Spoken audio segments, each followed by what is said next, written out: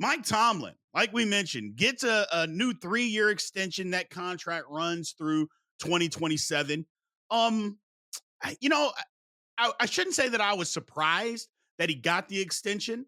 I thought maybe that the Steelers would be let's wait and see what happens. Not necessarily a prove it deal. I mentioned that earlier, and y'all got all over me about a prove it deal. What does Mike Tomlin have to prove? I'm not saying he has to prove anything. All I'm saying is he has been there 17 years, and there's some based on some recent play, how the Steelers have played, how the seasons have progressed recently, there's some angst. So, that's why I had the feelings of the way that I did. But he got the extension. First off, let's talk about Mike Tomlin from the very beginning. I mean, in 2007, when he initially became the coach, I mean, he was following some legends. First of all, we didn't even know who he was. I've been following the Steelers. I had no clue who Mike Tomlin was. So I was very apprehensive when he got the job. Following Chuck Noll, following Bill Cowher, and the success that both of those coaches have had, championship success, I might add, bringing this unknown guy in, unproven head coach in, I had my angst. But as we see, he has become the highest percentage or winningest coach percentage wise in Steelers history. That has happened.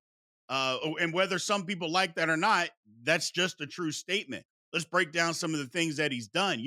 He's won 7 division titles. He's won 2 AFC championships.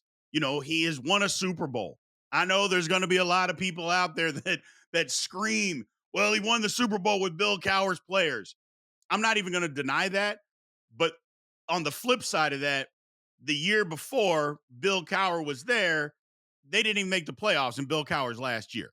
So let's keep that in mind when we're talking about Mike Tomlin. I get that he didn't put the team in place, but he had to coach them. And the last time Cowher coached that team, they didn't make the playoffs. So, Mike's done a good job. Mike Tomlin has done an outstanding job. Now, let's talk about some of the things that he hasn't done and some of the reasons on why a lot of people have the feelings about Mike Tomlin that they do. Look, having the winning season, 17 straight seasons of winning or not having a losing season, that's great. I mean, there's no ifs, ands, or buts about that. No, first of all, nobody else has done it. So that's one thing, but that is a great accomplishment. However, what have you done? Because let's just break it down again. The last 7 years, no playoff wins.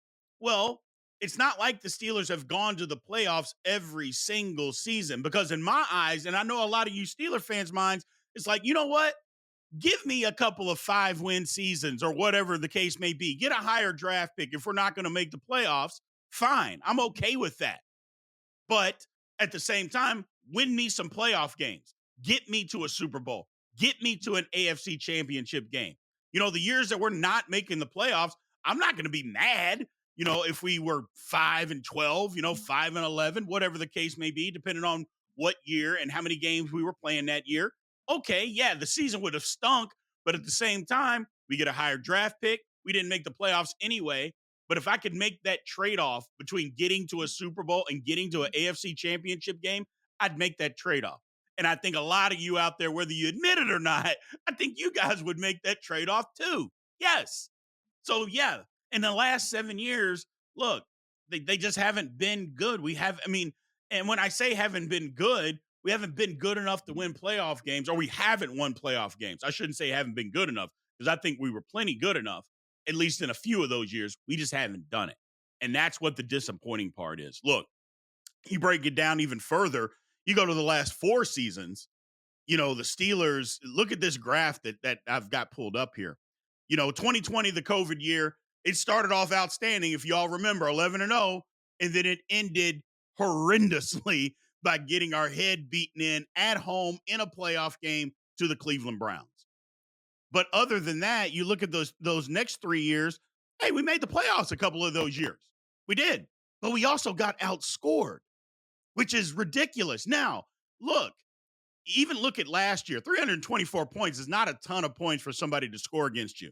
And Mike Tomlin has his hand all over that defense, although Terrell Austin is the defensive coordinator, look, Mike Tomlin's got his fingerprint on the game plan, the play calls. He's got his fingerprints all over that. He also has his fingerprints on the offense, too. And he hired Matt Canada. And he kept Matt Canada on staff for as long as he did, and he didn't have to do that. Number one, he didn't have to hire him. Number two, he didn't have to keep him, but he did all of that, and we suffered because of that on the offensive side. So there are a lot of things that Mike Tomlin has done great, and he needs to be praised for, but there's still some things that Mike Tomlin has not done well that we need to see something better. I think this might be the start. Changing his philosophy on how the Steelers win is also another start. Look, I understand we want to run the football, and that's good. I mean, we should want to run the football, but you got to be able to score some points. You can't just continue to say, okay, we're going to play outstanding defense. We're going to play good special teams. We're going to do just enough on offense and make a play at the end and win games. You can win some games that way, but you're not winning in the playoffs that way. That's not how it works. You got to be able to score some points. I'm not saying you got to go out there and score 35, 40 points every game. I'm not saying that, but you got to be in the ball game. You got to be able to score 20, 25 points. You got to be able to throw the ball down the field. You got to do that kind of stuff. And I think leaning towards Arthur Smith, who's going to have such more of an imagination on offense, it's not even funny. I think that's a step in the right direction. I also believe Omar Khan kind of putting his fingerprint on, number one, the draft, but also saying, okay, coach, look, we got to be able to do this, this, and this. I'm going to get you these guys, but we need somebody who can take advantage of the talents that they have. And Matt Canada wasn't taking advantage of the talents that he had. So we got somebody else in here. I think it's a good look. I like Mike Tomlin this season. Look, the Rooneys came out and said they think he's a big part of the future. I understand that. Having some familiarity and continuity moving forward in the future, I think that's great. But the one thing to keep in mind, because he got that 3-year extension, that does not mean that Mike Tomlin still cannot be fired. Let's keep that in mind.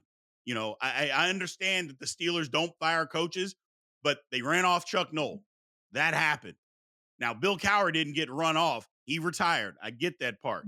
But if the Steelers fall flat on their face, there's nothing to say that the Rooneys can't turn around and say, you know what, this isn't working anymore. We've got to move on. I don't want it to happen. I hope it doesn't happen, because that means my team isn't very good. And the Steeler fans were going to be upset because the team stinks. There'll be some people that are glad that Tomlin's gone.